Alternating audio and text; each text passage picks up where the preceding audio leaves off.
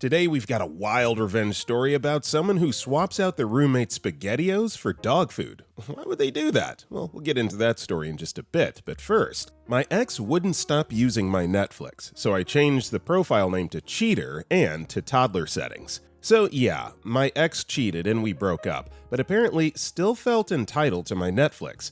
Made a whole new profile like we weren't even broken up. Watched our shows on my dime. I didn't yell, didn't revoke access, but renamed the profile to Cheater, switched it to toddler mode, just Peppa Pig, no violence, and max parental locks. Even the avatar was a sad cartoon monkey. He texted, "Seriously?" I replied, "Seriously." Then changed the password and blocked him. Enjoy your cartoons, loser. I'm watching Bridgerton in peace. Simple and clean, nice and petty. Love it, we're off to a great start today. Acrobatic Builder 743 commented, "Ha! I did something similar with my ex. He was closeted, so I put Cheater Closet as his username on his channel, restricted to toddler mode, and added like 18 horror movies he hates on his Netflix account to send him to his house. Changed the language to Turkish speaking and added subtitles to Polish. He changed password after that and I blocked him. It was fun stuff to do while I had access to his account then. Also, hey everybody, my name is Brendan, and if you guys enjoy these revenge videos, it would be amazing, so awesome if you like the video, or comment it down below if you're listening to our podcast. Now then, our next story is, I was the only one cleaning the bathroom, so I stopped, and stopped using it too. I live with 2 roommates, and for some reason, I was always the one cleaning our shared bathroom. Toilet, mirror, sink, drain, all of it. Got sick of it, so I stopped. Not just cleaning, I also stopped using it. Started showering at the gym, brushing my teeth in the kitchen, and using the bathroom at work or this coffee shop down the street. I work long hours anyway, so it wasn't that hard to avoid. 2 weeks go by and the place is nasty. Moldy curtain, toothpaste crust, hair everywhere. Finally, one of them goes, "Dude, can you clean the bathroom? It's disgusting." I just said, "Oh, I thought we were taking turns. I haven't even used it." Awkward silence. Then they cleaned it. Now they actually kinda keep up with it. Not perfect, but whatever. At least I don't feel like I need gloves just to pee anymore. Turns out, cleaning a swamp sucks way more when you're the only one stuck in it. Yeah, good for you. Don't allow yourself to be taken advantage of or taken for granted, especially if you're not using the bathroom at all. That's their fire to put out. Good move. Oh, my science commented, "Reminds me of a roommate I had that never did his dishes, so we'd do them to keep the kitchen clean. At one point, the rest of us decided to not do his dishes anymore. Anyway, one day I finished washing our dishes, the rest of us would take turns, and I told him his dishes were still there and had been for a couple days, so he needed to do them. The dude had the audacity to ask me how hard it was to just wash 2 more dishes. I answered, hard enough that you don't want to do it either, and with that, our troubles were over. Our next story is, she mocked my accent in class. I gave her fake vocab before exam. I have a bit of an accent, and one girl in class made it her personality to mock it. She'd repeat how I'd said things under her breath and giggle with her friends. I never reacted, but right before the big vocab exam, she asked if I could help her review. So I made her a cheat sheet, clean formatting, legit tone, just a few definitions were completely wrong. I told her placate meant to make things worse, and candor meant being sneaky.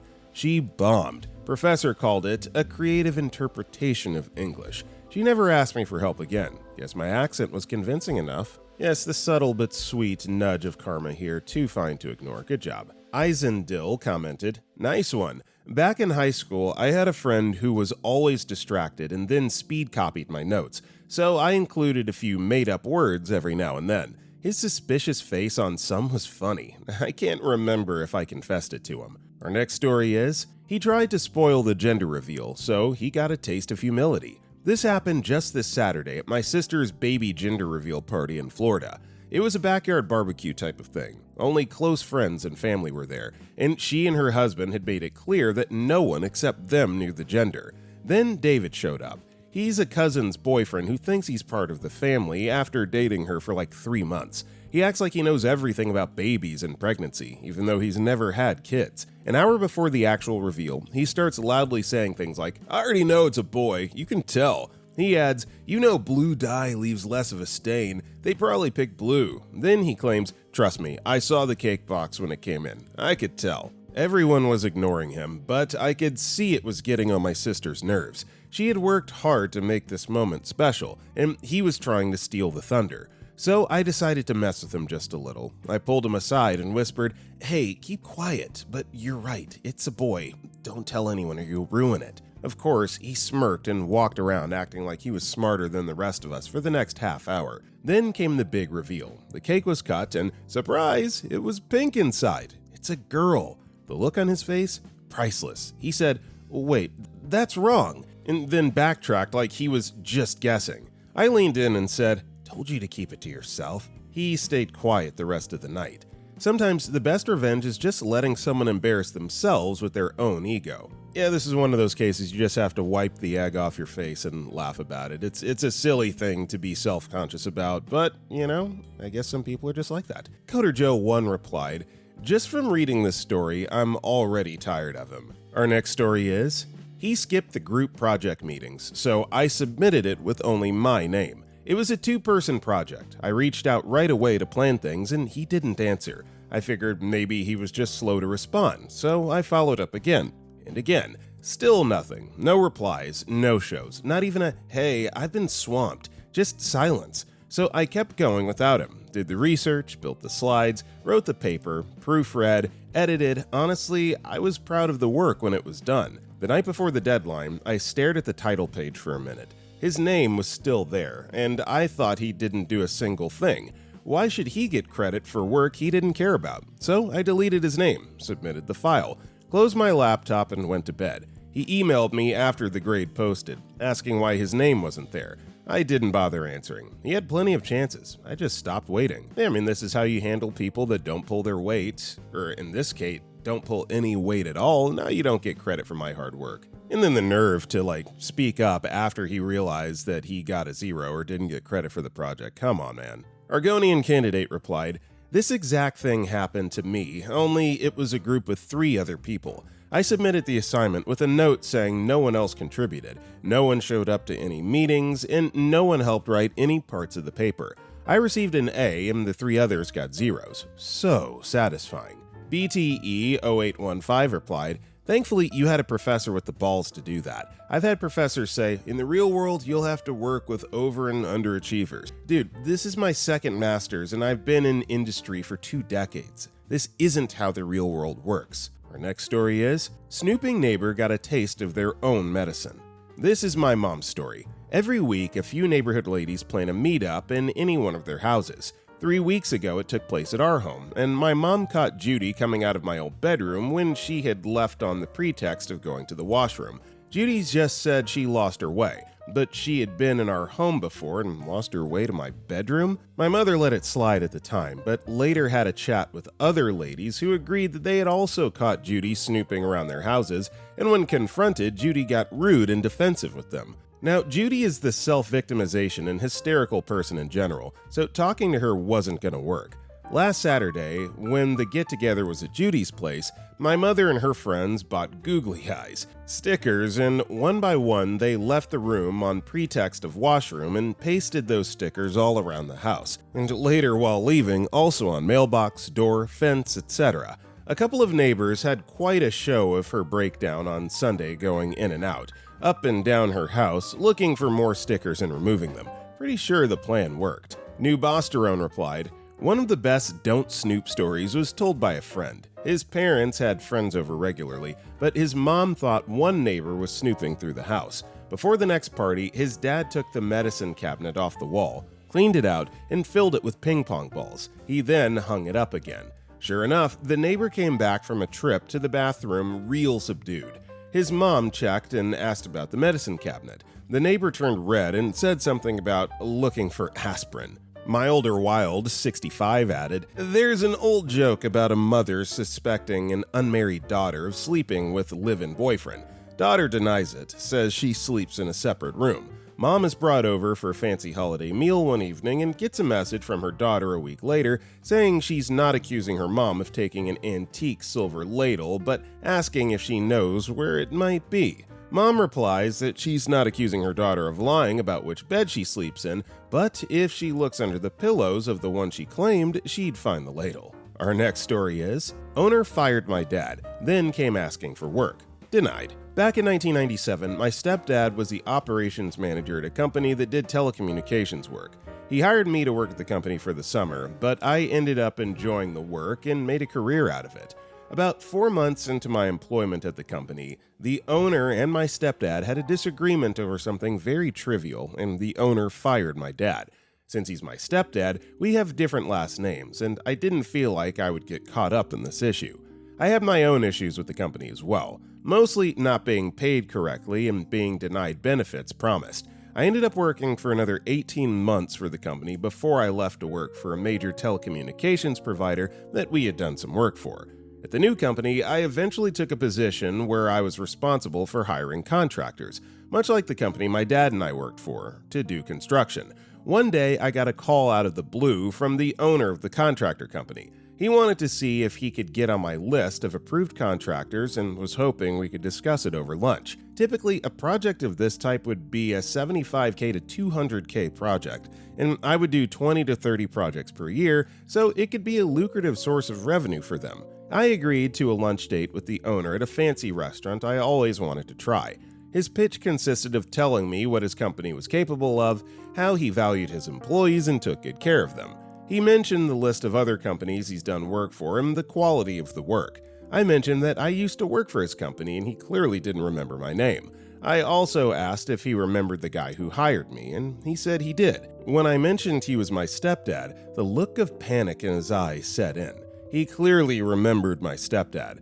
I closed out the lunch meeting with a thank you for the food and an apology that my contractor list was full of more capable contractors, but I would keep him in mind if something were to change. Never heard back from him again. You never know when mistreating someone will circle back around and come to bite you in the butt cheeks, so yeah, just be nice to people, come on. The Gypsy Thread replied, "The look of panic, you'll never forget that moment." Why Dane posted, "I was getting laid off by a crappy boss, but I knew it was coming. I had already started classes at night to buff up my resume. So when he laid me off and gave me a package to follow for unemployment, I smiled and said, 'Great, now I can devote my time to the classes I've been taking at night.' Oh, he was ticked. He has expected, and been looking forward to, tears. He tried to deny my unemployment by saying I was fired for cause. However, he had wrote in lieu of severance on my last check, which means I was not fired for cause. So this guy calls me and wants some archival information on work I had done on the side for them.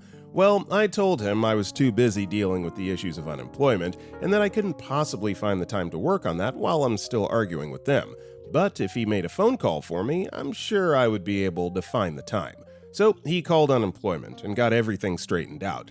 I got a call from them within 15 minutes saying he had called and cleared everything up and I was getting my unemployment. So he calls me back a little later and asks if I can now provide them with the archival information that they needed. I said, "No, I'm sorry, I don't work for you anymore," and hung up. I so wish I hadn't been in front of him and seen his face. Edit to the folks saying I could have charged a fortune for the new work. I put more details in another comment about why, but essentially, no amount of money was worth the satisfaction of knowing he had to explain all this to the board of directors and get approval for an entirely new site. Our next story is, I impersonated roommate to herself, and she hated it herself. This happened in the 90s, but it's a fun one. We were two young teachers sharing an apartment. The apartment offered free aerobics workout classes, so I would come home from work and change. While I was putting my shoes on, I would turn on my little TV. No cable, just 3 channels plus HSN. So Judge Judy would be on. Then I'd head out. I didn't care that much what show was on, I was just unwinding from work. My roommate would rant and complain the entire time JJ was on. About JJ. "This is such a terrible show. How can you watch this crap? Blah, blah, blah." I explained the scenario to my friend/neighbor, and we came up with a plan. I would note the exact verbiage and tone that my roommate used, and do the exact same thing to her, and ruin her experience of Who Wants to Be a Millionaire show that she loved, and we could both have a laugh when my roommate caught on. So her show comes on. Here I go. "This is such a terrible show. How can you watch this crap? Blah, blah, blah." But my roommate didn't catch on. She didn't recognize her own words being spoken back to her. She looked taken aback because I'm a positive person. My nickname at work was Smiley, She said, "Why are you acting like this? You're so mean," etc., etc. Finally, I said, "Didn't you notice I said the same words you said earlier about Judge Judy's show?" She said she never says that. I'm just making that up because she called me out for being mean. I was like, "It's Tracy then." I told her how grouchy you are. We decided that I would say your exact words during your show. She still denied it, but she was quiet during Judge Judy from then on. It truly is fascinating how some people just completely lack social self-awareness of the things that they say, the things that they do, facial expressions and cues and things of that nature, and then when it's brought to their attention, they just deny. Like there's just no helping people like that. Coder Joe1 replied, "Judge Judy is the epitome of cerebral entertainment. Years ago, I found a soundboard of Judge Judy. It was a webpage where you could click on her quotes and hear her say them.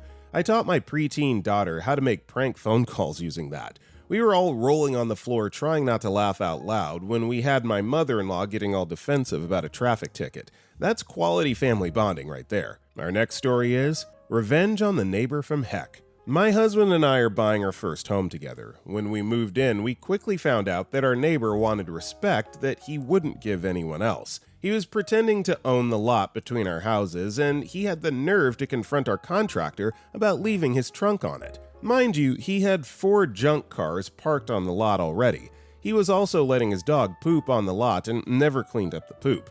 Not to mention, he never put a leash on the dog and just let him out freely without even looking to see if we were outside. To add insult to injury, he started playing his music at any time of day and night as loudly as possible. Well, one day we got a notification from the city that we could buy the lot. So we purchased the lot. Then, when he refused to stop letting his dog out or to remove his last junk heap, I started calling the police and animal control. I called them 4 times in 1 week. I even had his junk heap towed by the police. He was so mad that he tried to confront me in front of the police. He was like, "What is it now? First you don't want my dog in your lot, and then you call about my music. Why are they here now?" Now he keeps his dog in his yard and stops his loud music before 10 p.m.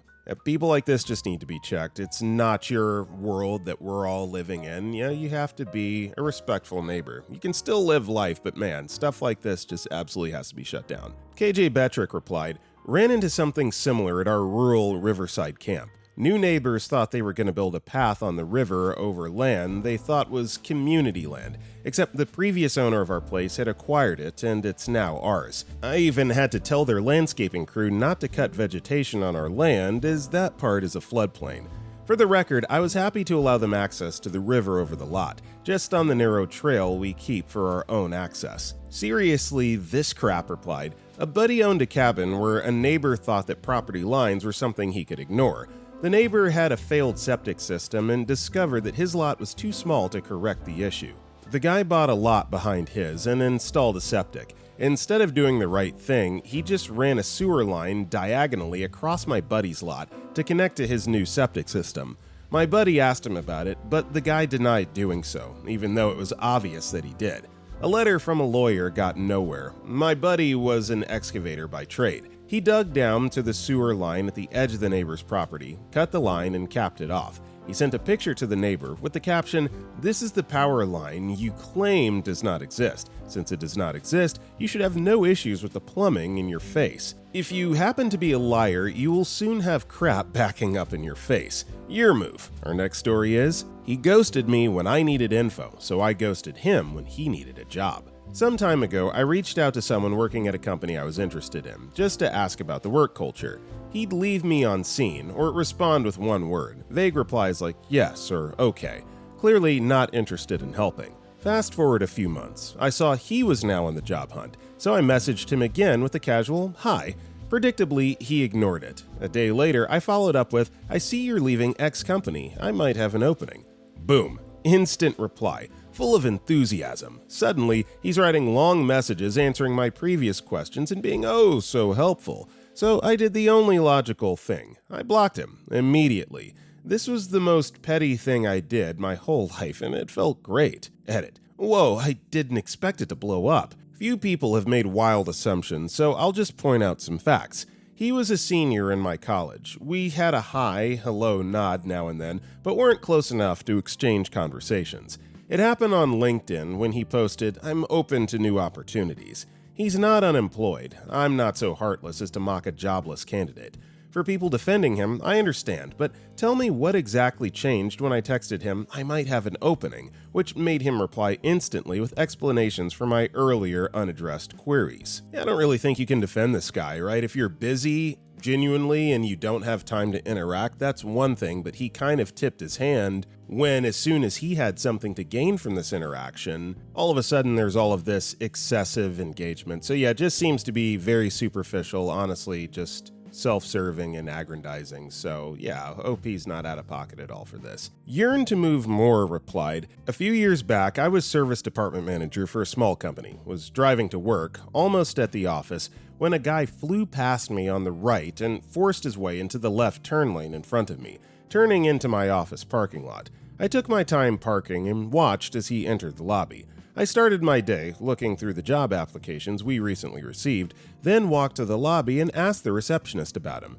Apparently, he was applying for the field technician job I had advertised, which involved a lot of driving. His application made a satisfying sound as it hit the bottom of my trash can." Our next story is, "Copying my code during class? Try harder." Back in high school, we had a programming class which made me find a huge passion for programming. Sometimes my classmates would come to me for help or advice, but there was one kid who never asked for any help. He was slacking in most of the classes and really just putting the minimum required effort. During the first programming semester, I noticed that this classmate is always sitting by the computer next to me. The reason was that he was looking at my screen and copying the code line by line, and not even trying to hide it. But I was not that kind of guy to just tell on him. Nothing would probably happen, and my classmates would resent me for it. So, when the end of semester was coming by and he needed to catch up on grades, I put my solution into motion. I started writing the code so fast that he even wasn't able to copy it in time. I purposely used object-oriented approach because it divides the code into many smaller chunks that seem unrelated, and also he could see only one of them on the screen at a time. When he realized the problem, he even had the audacity to ask me if I could show him some part of my code during an exam. Needless to say, I didn't help him, and he ended up with chunks of code that made no sense. He was able to copy 30% at best. That is kind of funny. At least he owns up to the fact that he's kind of cheating a little bit. Like, hey, can you show me a little something on the side so I can at least get a 30? I don't know, no shame in the game. Previous Wedding 577 replied, "When I was in uni back in 04 to 07, there was a cheating scandal that us business students uncovered and took to the dean. The Asian international students were all cheating. They fixed it by making each test have 3 versions with the same questions, but they were in a different order on different pages. One guy, when he finished his exam, staying in his seat and filmed 2 students in the row below him sliding a paper back and forth with the answers. He showed the prof the video at the end, and the prof laughed because they were cheating off a student who was failing." Our next story is, "My neighbor thinks he's running a motel, so I gave his guests a reason to check out early. My next door neighbor is literally a walking red flag. Tank tops in winter, backwards cap indoors, and a new girl every few nights. You'd think he was running a promo code for Tinder. It probably wouldn't have bothered me if he were quiet about it, but no. Every visit turns into a live show that the neighbors are to listen to. Slamming headboard, mattress squeaking, theatrical moaning, and him yelling stuff like, 'Yeah, you like that?' like he's got a mic in his throat. It's loud, it's late, it's beyond irritating. I thought maybe it was a one-time thing since he moved in only recently. Nope, it's his lifestyle. This man treats his apartment like a free-use room at a shady hotel, and every time someone new shows up, I watch my sleep walk out the door. I did confront him nicely once, just said, 'Hey, walls are thin, could you maybe keep it down?' He smirked and said, 'Jealous much? I could make room.' Cool, game on. I printed a fake notice that said, 'Notice, this unit is under pest control monitoring for possible bed bug activity. Visitors advised not to sit on furniture or bedding until further notice. Property management.' I made it look serious, then I taped it right on his door, bold and conspicuous. Plus, I was sure he would bring home a girl since it was Friday night, and I was right. He brings a girl home. She stops dead at the sign. She goes, 'Wait, bed bugs?' And he says, 'What? No, that's nothing. Ignore it.' She goes, 'Nope, not doing this.' She left. Quickly. I laughed. But apparently he didn't learn his lesson because a few nights later he brings another girl home, loud as ever. So I got a friend involved. She lives for chaos and has acting skills to match. The next weekend, we waited until he brought another date home, gave it a few minutes. Then she marched up to his door and started banging like the building was on fire. He opens it, confused, and she bursts in and starts screaming in his face, "Are you serious? You didn't tell me you had HIV. I tested positive. You ruined my life." The girl inside, gone in 30 seconds, jacketless, full sprint. A few neighbors were already in the hallway. I may have given them a heads up. One of them started slow clapping, another just said, "Yikes." The whole episode was pure gold. Dude had never looked more confused in his entire existence. He hasn't brought anyone back since. It's been quiet, peaceful, like the whole building finally let out a deep exhale. So similar to an earlier story in this video, just lack of self-awareness and consideration for people around you. You need to be checked. You need a nice slice of humble pie, and this guy got it. Previous wedding, 577 replied, "I'm in a mobile home park and my old neighbors across the road had their bedroom at the front of the trailer and left their windows open. Well, needless to say, at 6 p.m. a few folks were outside and we started talking louder, so we figured they would realize that if they could hear us, that we could hear them. They never figured it out, but it never lasted long." Our next story is revenge for a friend who was rudely pranked by a-hole roommate. It's been many years ago now, but one of my favorite pranks was to pay back my jerk roommate for a heartless prank he did. He had bought a can of Cycle 3 dog food for overweight dogs to give to one of the girls in the apartment across from us on her birthday, who was a super sweet girl, but who was also somewhat overweight and not particularly attractive. Horrible thing to do to her. Of course, she didn't accept it and ended up in our kitchen pantry, so I swapped the label of one of his cans of SpaghettiOs onto the dog food can and waited. Not long after, he came home drunk and hungry one night and opened up his SpaghettiOs and plopped it into a pan on the stove. He noticed that it wasn't the SpaghettiOs, but I convinced his dumb butt that it must have been a glitch at the factory that mislabeled a can of Swedish meatballs and that it looked pretty dang good. He proceeded to heat it up and start eating it. It began to dawn on him, and he checked the pantry for the can of Cycle 3, which was no longer there. Then he ran to the toilet to puke his guts out. Sweet revenge for Tammy. Yeah, anyone that fat shames or body shames a woman deserves a can of Cycle 3. On the rocks. Slightly lukewarm. Avid Learner Bot replied, "I hate to admit it, but there's something oddly cathartic about watching someone eat dog food after messing with their friend. Though I guess it's not exactly a win if they throw up afterward." And OP replied to this, "Oh, that was the best result I could have hoped for. The manifestation of his realization that his dog food prank had come back to bite him, especially since, for added context, he was just an all-around jerk. This wasn't an isolated event for him." Our next story is, tired of being the workhorse while others chill, so I let my laptop accidentally brick itself during BIOS update. I work in a high-pressure call center. The way the system works here is deeply unfair. A handful of people who are close to the team leads get special treatment every single day.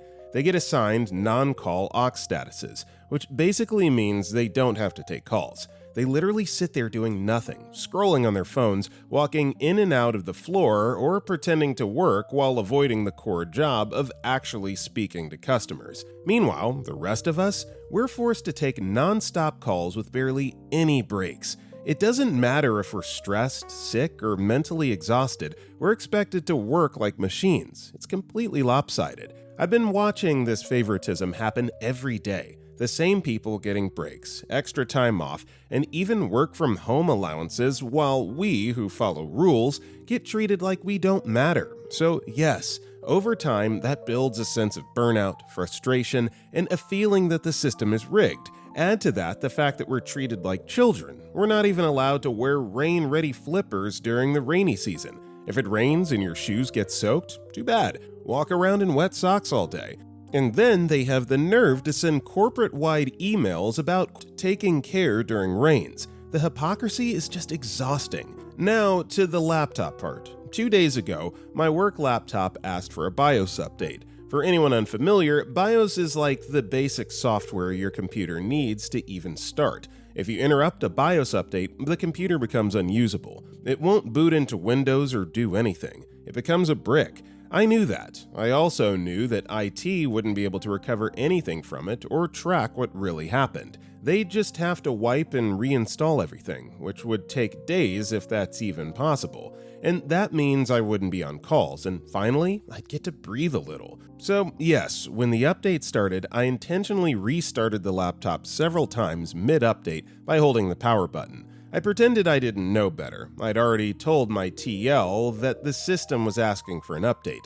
When it broke, I simply told them I don't know anything beyond logging in with my ID and password, and that's true. From their perspective, I'm not an IT expert. I'm just a call center employee. I don't code, I don't fix machines, so now IT has to take the laptop, re-image it or something, I don't know, and I'm off the phones for a few days. Some people may call this sabotage, but let's be real. When you create a workplace where some people chill all day and others are treated like disposable robots, don't be surprised when people start looking for ways to survive. I didn't do this out of joy or laziness. I did it because I've been pushed to the edge. Not everyone has the luxury to be the boss's favorite. Some of us are just trying to survive this broken system. And I'll say beyond just the imbalance of workload here, like everybody I think reaches a point where they're overworked and just burn out and just need a little bit of a break, like just one day off. So I totally agree. Don't overload yourself. No job is worth driving your mental state of mind into the ground over. Deranged Kitsune commented, "Find and email your boss's boss about this issue. Include times that the lazy people were off their phones sitting on their thumbs. See if you can include pictures as well of them doing that instead of doing their projects. Phrase it all as your boss taking people off the phones needlessly and costing the company money by paying them for doing nothing and being understaffed. If you put it into that kind of language, they might acknowledge it. I had a manager and a bunch of her lackeys fired immediately at a similar job as soon as the higher-ups found that they were doing the same thing as this post. I wasn't the one to rat them out, but I was nearby when they all got walked out." Our next story is, "Old lady wanted to be impatient, so I decided to be petty." This happened today. After going shopping at our local mall, my wife and I were putting our kids in the car as some lady was waiting for us to pull out so she could take the parking spot. As I'm putting my oldest in the car, I was talking to him about what he wanted to do for lunch. During this conversation, the lady started getting agitated and beeping her horn at us. I didn't know she was even there to begin with, but I thought, whatever. As I'm getting in the car, my wife told me that the lady must want our spot because her blinker is on. Meanwhile, she just keeps beeping, so I said, screw it, I'm leaving. This is when the petty revenge kicks in. As I try to back out, she was too close to my car, so I couldn't pull out of the spot. As I tried to move out, she kept closer to my car. I then tell my wife that I literally can't get out because of this lady. In this entire time span, about 5 minutes have passed. I look at my wife and tell her, at this point, the lady could have found another spot, so since she didn't want to let me out, I'll make sure she finds another spot. I then pull back into the spot, park my car, and get out to walk back into the mall. The lady then speeds off from the spot while I immediately get back into my car and leave. Yes, I'm petty, but you're also very impatient, lady. Not gonna lie, I do this too. Like, if someone is trying to crowd me or rush me out of a parking spot while I'm like unloading groceries or just, getting back to my car at my own pace when there are plenty of other parking spaces open, but they want that specific one, I will just close my door and walk back into the building and act like I'm not leaving, because it's like, don't pressure people like that. Glint Blade's song replied, "If someone honks at me because they're impatient for the parking spot I'm currently in, I find that the sound of their horn helps me remember something I forgot to get from the shops, something like a coffee from the cafe. It's happened often enough, 2 or 3 times in a year sort of thing, that last time it happened, my kids both yelled out, 'Milkshakes!' when the grumpy woman honked." Thanks, Pavlov. Centerbread replied, "This is my favorite flavor of petty. Honk at me while I'm getting ready to leave? Wow, I magically need to turn off the car and get to go root around in my trunk for a bit. Fun to see how long they'll angrily wait." Our next story is, "Had a golden opportunity to be petty towards some racists at the boat marina. This past weekend, I got a phone call from my dad telling me that he had just got done with his yearly repairs on his money pit yacht. He wanted to know if I was interested in spending Saturday morning doing a test drive around the lake and perhaps get a beer and lunch later on that day. Seeing how I had nothing else to do that day and would love to enjoy the wonderful summer lake breeze, I took him up on that offer. I showed up at the marina, ready to go for a morning out on the lake. I made my way over to Dad's slip to find him chatting up with the head of the local yacht club, who also happened to own the marina, who was good friends with my dad. Dad introduced me, and the three of us had a few laughs as I put my stuff on board. At one point, the owner mentioned that he had a couple extra cases of beer that my dad liked and wanted to know if he would like to have some to keep on the boat. My dad accepted, and the two went off to get the cases of beer. Now to the meat of the story. While they were gone, I decided that this was a good opportunity to use the bathroom. I have to note that while Dad's yacht did in fact have a head on board, he had this rule about using it while still at the slip. You use it, you clean it. So I went to use one at the marina. On the way to the bathroom, I walked past another father-son duo, the racist of this encounter, in the process of launching a small 14-foot fishing boat. As I walked past, I saw out of the corner of my eye the dad giving me a minor scowl.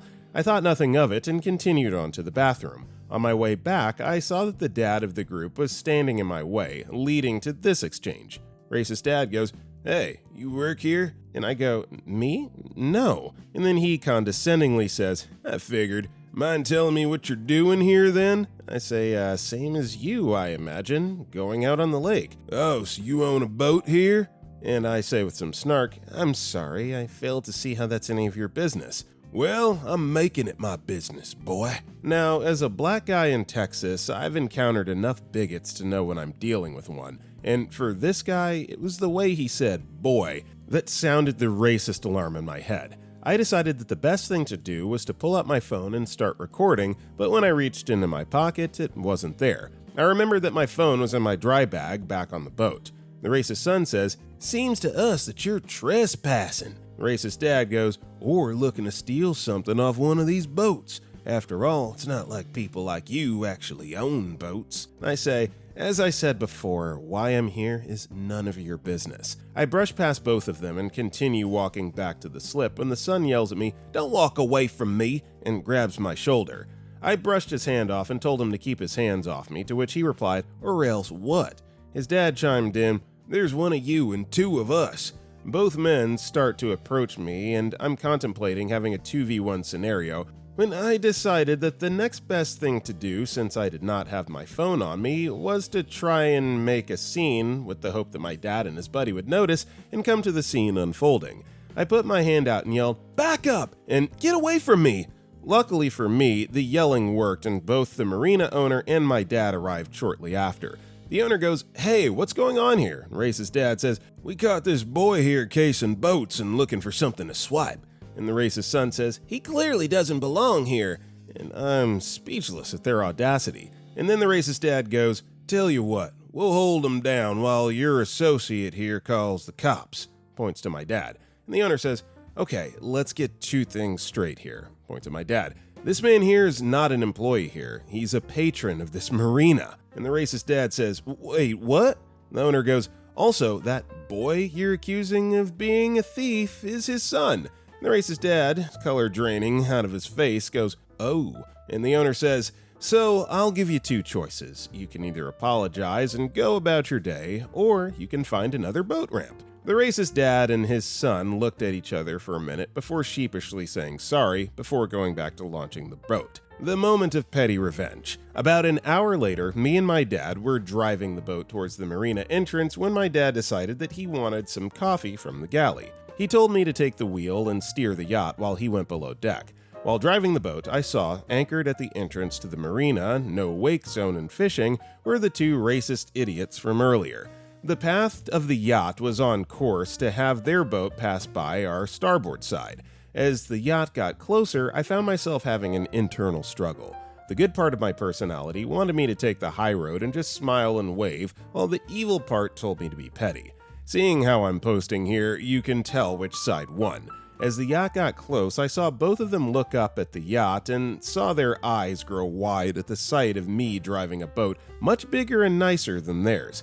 In my pettiness, I yelled out, "Hide the money, y'all! There's poor people on the lake today!" followed by the biggest smile I could muster as their jaws dropped. It's a real shame people like this still exist in the world, and one of the few cases where I do think that the petty revenge probably warranted here. Our next story is probably the most petty revenge you'll see on this sub. I'm walking into my neighborhood butcher. In front of me is a guy, AH, and behind me is a lady with a small child in tow. He opens the door but makes no effort to keep it open for the people behind him. I open the closing door and repeat the process at the second door. We all walk in. I'm slightly annoyed at the lack of consideration, but my opportunity for revenge reveals itself. The shop is packed and there's a number system for the customers. I see him look at it, pause, then I quickly grab the next two numbers before he has a chance.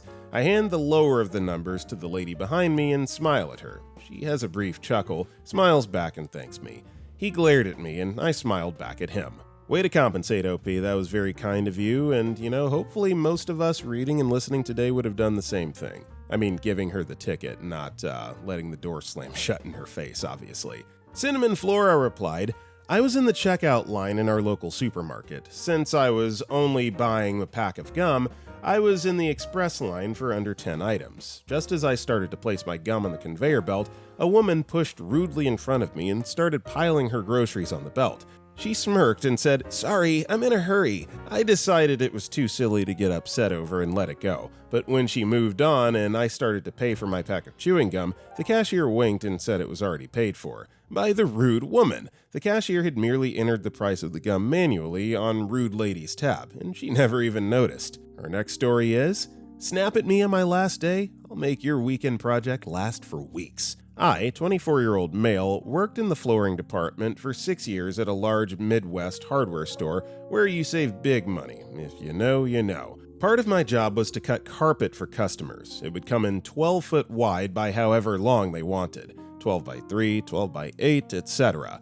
This is important. After 6 years of working for this company in the flooring department, I had seen well over a dozen managers come through the department and a fair share of part-time workers.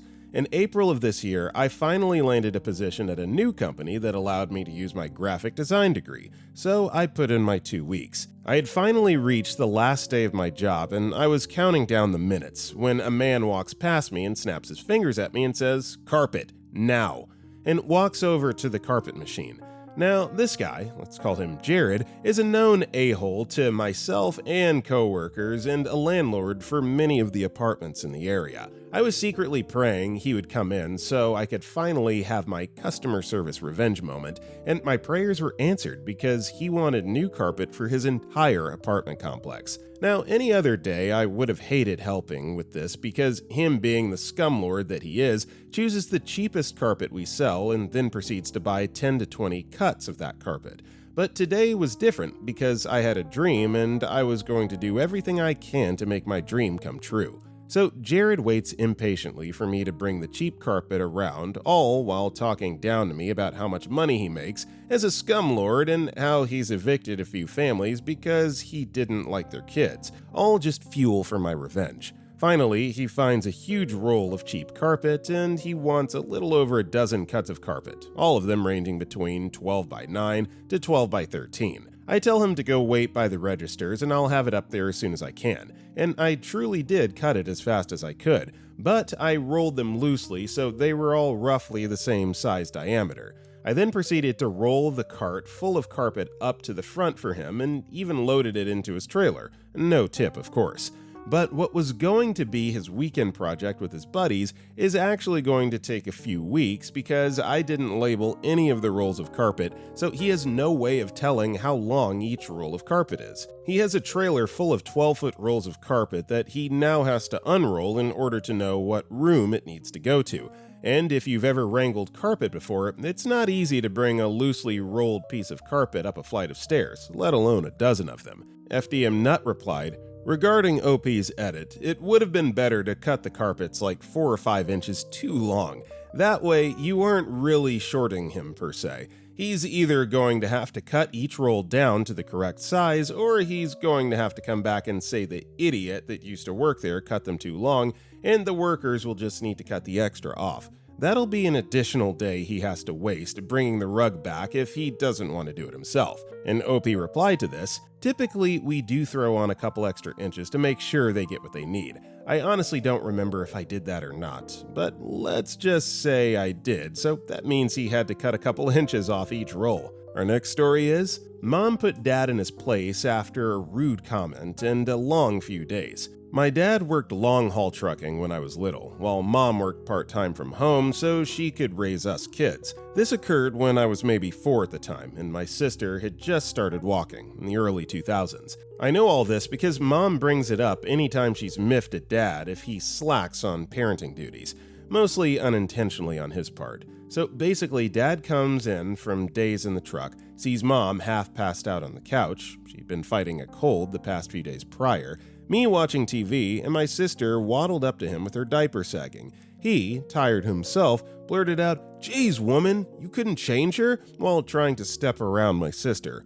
According to Mom, and the way Dad flinches at every retelling, she just got up, looked him dead in the eyes and said, "You're in charge of the girls now," then locked herself in their bedroom. Dad, of course, made a small stink about it, but he did change my sister, then tried to get the TV remote away so he could watch something. Me, a little smartass, told him, "Mommy said I get TV today because I read a whole book," and wouldn't give him the remote. Dad stormed off to confront Mom, as the only other TV was in their room. Mom told him I was right and to tough it out through the door. Dad had to sit with Sis and I while Dora played on the TV for the next 2 hours. It was a marathon day. He knew that if he took the remote away from me when I was rewarded, it would backfire on him. That's another long story in itself. Then Mom wouldn't come out at dinner time, so Dad had to make us dinner. But I was picky, undiagnosed autism actually, and had a meltdown over what he made, something with whole tomatoes. Dad pleaded to Mom to please come out and help. Mom told him to quit, man up and deal with it himself. Dad ended up just giving me cereal because I refused to eat whatever he cooked, and Dad knew that if he withheld dinner from me, Mom would literally sick his parents on him. My paternal grandparents, especially Nana, are terrifying and absolutely adored us grandkids. Nana even scolded Dad in front of us for not playing with us when we asked. Love my grandparents. He then also had to make my school lunch for tomorrow, then get us kids to bed.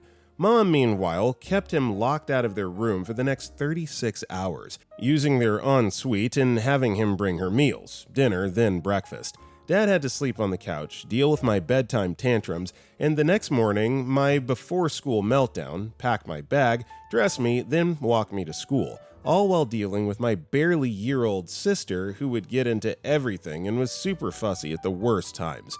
According to Mom, after Dad picked me up from school at the end of the day, he literally had to carry me home while I had a meltdown because he wouldn't let me stay on the playground, which set off my sister in the stroller, and he spent the walk home getting stared at because he had a crying infant in a stroller and a shrieking little girl over his shoulder. She finally came out, all rested, took one look at my disheveled, sleep-deprived father and said, "You really couldn't keep them calm?" Dad never, ever even made a comment like that again, nor did he ever slack off on being a dad when he was home when I was a kid. Oh, and Mom still tattled on Dad, so Nana gave him a verbal whooping that weekend when we visited her and Papa. Then she, Nana, made Dad do all the house chores while she, Papa, and Mom sat and played with my sister and I. Edit for context, Dad barely helped when he was home until then, so all kid-related stuff Mom handled. So she was going to bed at 2 a.m. and waking up at 7 a.m. on weekdays, all while juggling an undiagnosed kindergartner and a fussy toddler, along with a part-time bookkeeping job.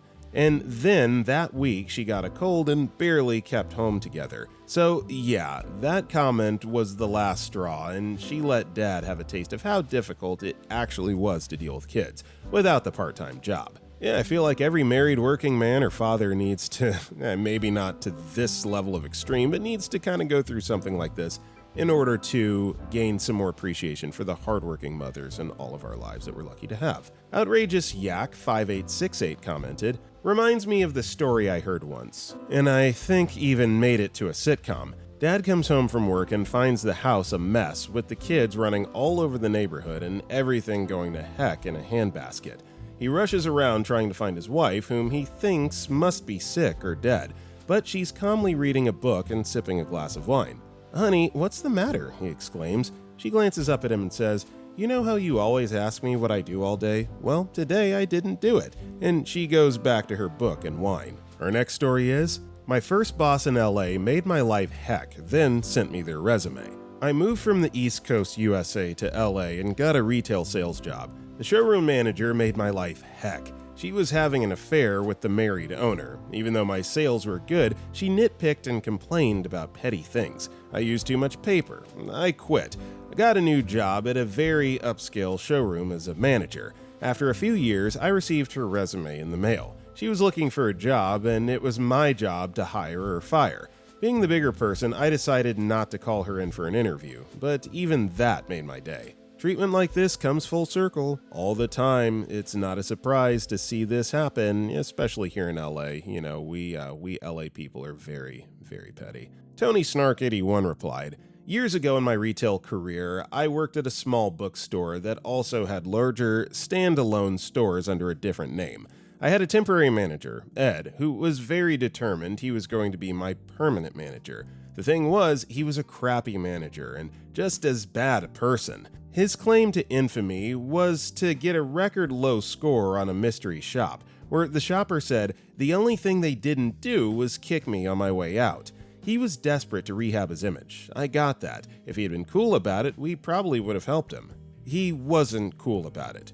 First day in my store, he takes the 2 weeks of schedules that my now former manager had left and tore them up. He then wrote 2 weeks worth of schedules that completely ignored availability, other jobs, titles, and positions. I was the senior keyholder, and he gave 12 hours. The janitor keyholder got 40. Our part-time, 2-night-a-week associate was suddenly scheduled for 30 plus, and our open availability associate, who usually got 30 plus, had 8. He, of course, had all openings and no weekend shifts at all. When I asked him about the changes, he told me, quote, "This is my store now. We do things my way. I don't care about availability. Your first priority is to this store. If you don't like it, there's the door." Our district manager had his office in our store, so I took the schedules he'd torn up, along with the new ones he'd written, and knocked on his door.